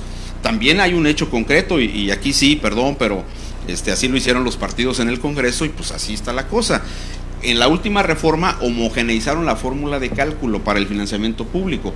Lo que se logró con eso fue duplicar el monto del financiamiento que se entrega a los partidos en el ámbito federal y local, y en el ámbito estatal lo único que hizo fue generar presiones de gasto adicionales a las administraciones estatales. No sé, por ejemplo, les cuento una anécdota. En el caso de Baja California Sur, cuando vino en el 15 el famoso huracán aquel que devastó Los Cabos y una parte de La Paz, el gobernador no tenía dinero para el OPLE, pero no era porque no quisiera, y no tenía tampoco para las prerrogativas. Entonces se pueden entregar los recursos porque estaban en la reconstrucción de esas zonas. Se declararon en una moratoria amistosa. Entonces se tuvo que negociar por la vía de las partidas federales adelantadas estos presupuestos de las elecciones. Entonces yo diría, tenemos como muchas cosas que tenemos que revisar de conjunto y hacer un conjunto de situaciones mucho más racionales. Hoy día los partidos tienen un concepto de multa que es lo que vuelve demasiada pesada la carga que tienen por la vía de las sanciones, que es la presentación extemporánea de los informes. Si los partidos tienen esquemas de una contabilidad mucho más precisa y dejan de hacer los cálculos de a ver cuánto le voy a meter a la elección presidencial y cuánto a las senadurías y cuánto a las diputaciones, y eso lo hacen desde antes para efectos contables, entonces ese concepto de multa se eliminaría. Pero cerca del 30% de las multas que tienen hoy día los partidos es por ese concepto. ¿Por qué el PRI no quiso jalar con ya anunciaron que no van a ir con las elecciones por el costo que el INE les plantea? No es nada más el costo de lo que dijo el INE de la elección, pues es que también se quieren centros de votación a nivel nacional, se quiere papel seguridad en las boletas y se quiere una serie de cuestiones para la elección interna del Partido Revolucionario Institucional. También hay un pequeño detalle que es la lista nominal de los electores internos, aquí sí de todos los partidos. Y les digo una cosa que es muy importante: ninguno, ni Morena, ni el PRI, ni el PAN, ni Movimiento Ciudadano, ninguno de los partidos políticos que están constituidos tienen comprobantes específicos de la afiliación de sus militantes. Entonces, cuando se publican los padrones conforme a la Ley de Protección de los Datos Personales y el ciudadano dice, no, pues es que tú me afiliaste indebidamente, se quejan, y de acuerdo a los criterios que se han establecido se multa por 42,000 pesos por cada persona que no está afiliada de manera correcta al partido. Eso es una bola de nieve. Eso es una bola de nieve para todos los partidos. Todos, absolutamente todos, traen problemas con ese tema. Por eso se hizo esta ampliación para la renovación del padrón y se dijo, bueno, afilia a tu padrón de militantes, ten todos los comprobantes y evidentemente lo que vamos a hacer es reiniciar procedimientos una vez que tú termines la actualización del padrón de los militantes. Son temas que yo creo que si los partidos los revisan con mucho cuidado y también las autoridades electorales, sobre todo las estatales, se ponen menos exquisitas con las multas, podemos hacer que el sistema de partidos fluya de manera mucho más adecuada. Pero sí, en eso sí estoy de acuerdo. Disminuyamos costos, nada más veamos dónde. Gracias, consejero. Informarles que todas las preguntas que nos han hecho llegar serán atendidas. Les hemos pedido también un correo electrónico. Finalmente, consejero, nos preguntan que frente a las ya famosas caídas del sistema y ante la desconfianza de la ciudadanía, ¿cómo consolidar un sistema que emigre eventualmente a lo digital? Sí. Finalmente. Yo a él, perdóneme, ¿podría repetir la pregunta? Frente a las ya famosas caídas del sistema y ante la desconfianza de la ciudadanía, ¿cómo consolidar un sistema que emigre eventualmente a lo digital?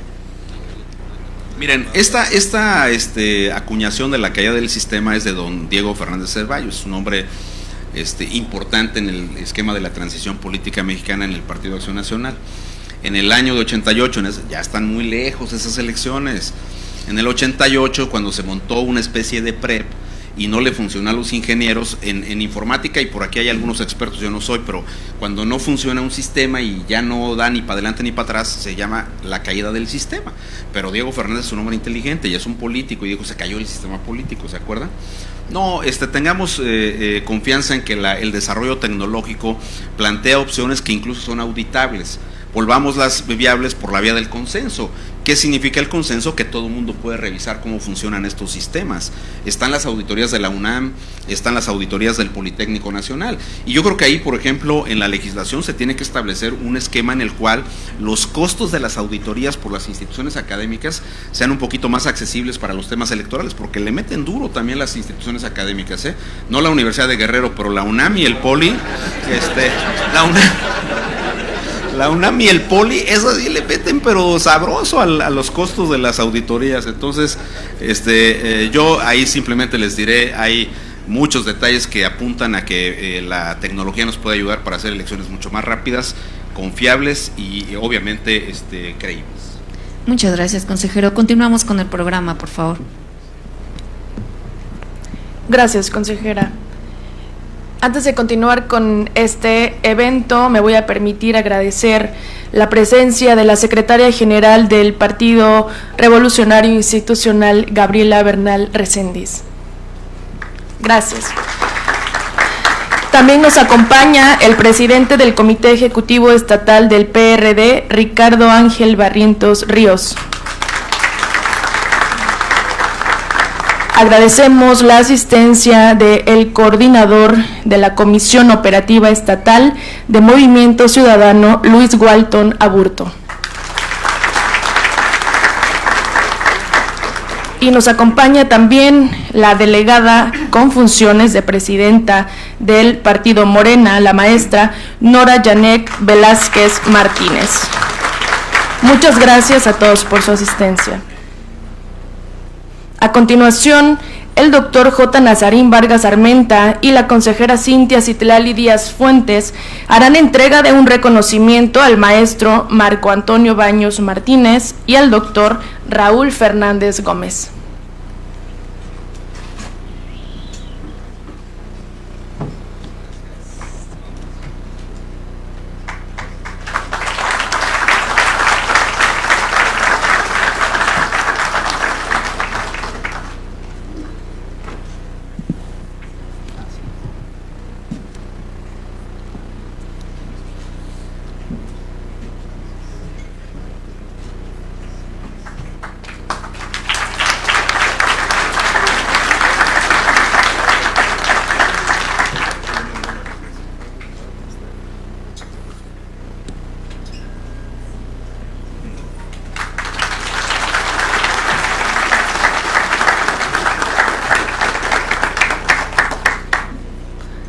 Muy bien, en este momento el consejero presidente del Instituto Electoral y de Participación Ciudadana del Estado de Guerrero, J. Nazarín Vargas Armenta, y el doctor Raúl Fernández Gómez harán la entrega formal del informe sobre la calidad de la ciudadanía en Guerrero a los poderes públicos e instituciones académicas presentes.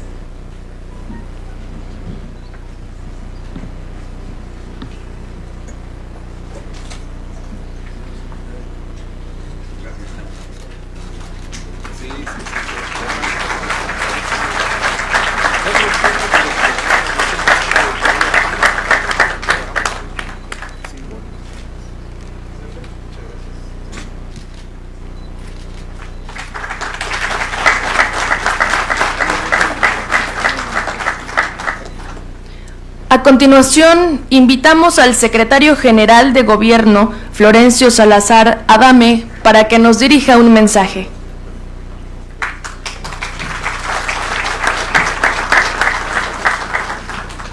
Buenas tardes a todos y a todas.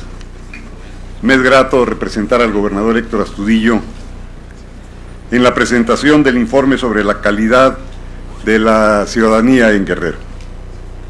Hemos escuchado con mucha atención al doctor Raúl Fernández Gómez y por supuesto que este informe nos será sumamente útil.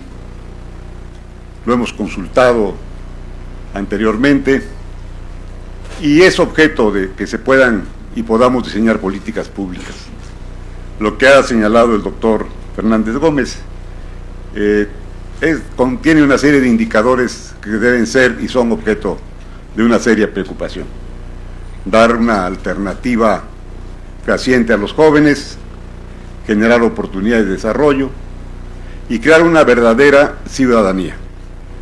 Como todos sabemos, el ciudadano no solo es aquel que obtiene su credencial para votar y ejerce su derecho, sino el que participa de manera activa en la vida política y social y pasa de súbdito a la condición de un individuo que ejerce sus derechos políticos para que el poder público tenga un desempeño apropiado y obedezca a los intereses de carácter colectivo. La extraordinaria exposición del maestro Marco Antonio Baños Martínez nos ha hablado, ¿de qué no nos ha hablado? De procesos electorales, de las reformas electorales, de las condiciones en que se empeñan los órganos y los partidos políticos y de qué manera cada elección enfrenta nuevos desafíos. En el fondo de todos los procesos electorales, desde que recordamos las iniciales reformas, las de calado, las de fondo, como las de Reyes Heroles, lo que priva es la desconfianza. Y esa desconfianza de ciudadanos, de partidos, lo que provoca que generemos organismos, acciones, normas que están sobreblindadas. Queremos una y otra vez asegurarnos de que los procesos son correctos. Ya nos habló del claro ejemplo de la tinta indeleble que resume de manera bastante gráfica el tema de esta desconfianza ciudadana en torno no solo a los procesos electorales, sino en términos generales, y que nos va creando distancias entre los ciudadanos y los que estamos en el sector público, entre el ciudadano y los partidos, entre la política y la actividad cívica. Hay una cantidad de informes al respecto que debe de ocuparnos a todos para que vayamos haciendo más cortos los tramos de la relación, nos volvamos los políticos profesionales más confiables, los partidos, los instrumentos de la intermediación ciudadana para que la voluntad se exprese a través de los procesos electorales y podamos constituirnos como autoridades responsables. Quiero mencionar un par de cosas a propósito de lo que mencionó el doctor Baños. En efecto, en otros países los procesos electorales son mucho más rápidos. Yo tuve oportunidad, siendo embajador en Colombia, de apreciar la primera elección del presidente Juan Manuel Santos. Lo que vi en Bogotá No me lo imaginé que pudiera ocurrir en Guerrero, en alguna otra parte de México. En efecto, a las 4 de la tarde se levantaron las casillas. A las 6 de la tarde ya habían salido los candidatos perdedores a reconocer la elección. A las 7 de la noche daba un mensaje a la nación el presidente electo, y al día siguiente la vida siguió como si no hubiera ocurrido nada, como si no hubiera habido elecciones. No hubo marchas, no hubo protestas, no hubo inconformidades, nadie denunció fraude electoral, no hubo ninguna muestra que indicara que había habido una elección tan importante solo el día anterior. Con algunos embajadores recorrimos algunos de estos centros de votación. Encontramos en el piso, en la calle, tiradas boletas electorales. En el piso, en la calle, boletas electorales. Y yo pensé en ese momento, mañana va a haber un gran problema aquí. ¿Cómo van a justificar que haya boletas en la vía pública? Que estén tiradas ahí, que todo el mundo la estamos viendo. No pasó nada. No ocurrió nada. Asumo que, al final de cuentas, las elecciones, como todos los procesos políticos, son también un espectáculo. Nosotros vemos los encuentros de fútbol, están los árbitros, el principal, los laterales, vemos las repeticiones en la televisión, y nos molestamos con el árbitro porque no marca algunas faltas, cómo le ponen el pie a un adversario, lo jalan del uniforme, le dan un codazo. Pensamos que si el árbitro fuera riguroso, no habría espectáculo, no habría fútbol. ¿Quiere decir esto justifica las irregularidades que se dan en los procesos electorales? No, pero tampoco podemos pensar en que se puede llegar al extremo de que debe cuidarse de lo mínimo hasta lo máximo. Alguna vez, siendo muy joven, fui a una conferencia que dio don Gilberto Loyo, que había sido secretario de Economía del presidente Miguel Alemán, y nos dijo a los que estábamos en el auditorio, que éramos puros jóvenes: le voy a dar un consejo. Seguramente algunos van a tener alguna participación política en su vida futura, porque están aquí como militantes interesados en conocer de nuestras experiencias. Dijo don Gilberto: no sean cuentachiles. Miren ustedes, hay servidores públicos que andan revisando las bolsas de las secretarias para que no lleve el lápiz, la goma, que no se pierda el papel cebolla, el papel carbón que entonces se ocupaba, pero descuidan las grandes inversiones, no vigilan cómo se construyen las escuelas, las carreteras. Es imposible cuidar todo, que se pierdan las ligas, que se pierdan los clips, que se pierdan los lápices, pero que no se pierdan las grandes obras de infraestructura. Vigilen lo grande, aunque se pierda lo pequeño. No sean cuentachiles, dijo don Gilberto Loyo.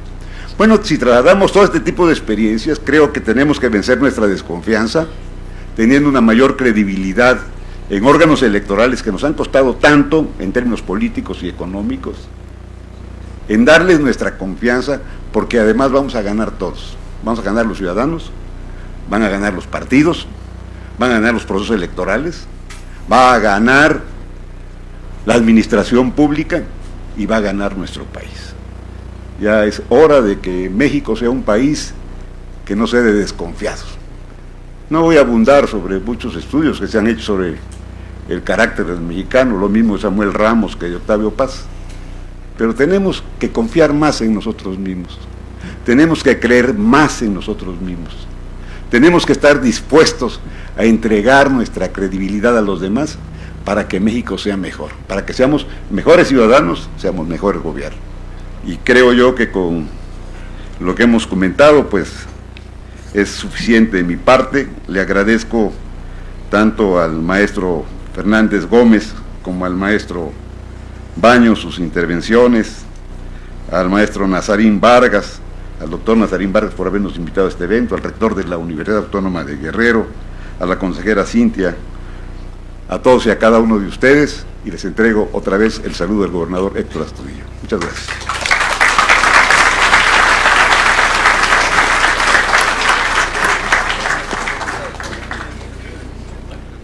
Muchas gracias, señor secretario. Y bueno, hemos llegado al final de este evento. El Instituto Electoral y de Participación Ciudadana del Estado de Guerrero y el Instituto Internacional de Estudios Políticos Avanzados, Ignacio Manuel Altamirano, de la Universidad Autónoma de Guerrero, agradecen su asistencia a este importante evento. Muchas gracias.